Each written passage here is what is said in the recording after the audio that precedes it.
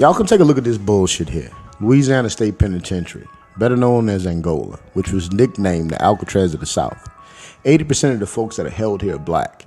During slavery, Angola was a plantation owned by Isaac Franklin, who at the time owned the largest slave trading firm in the United States.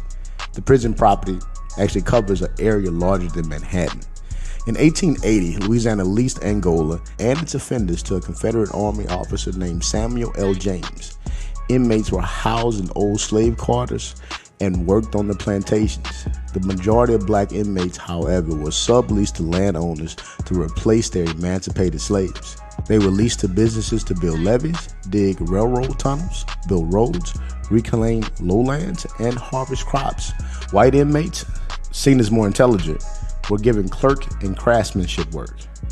Under this new private prison system, profit was the main concern.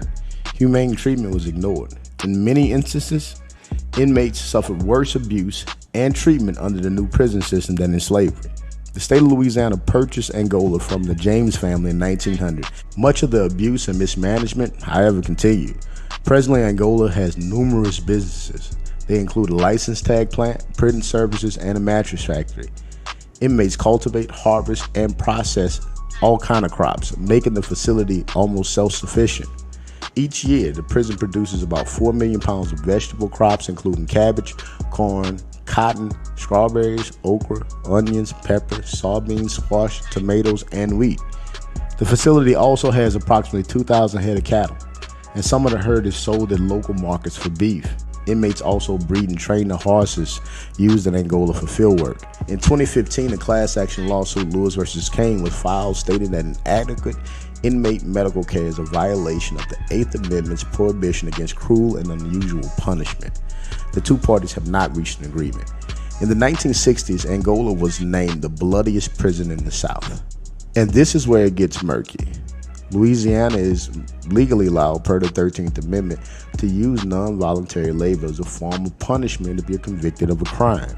Angola was actually named for the country where the slaves on the Angola plantation had actually came from, which was Angola.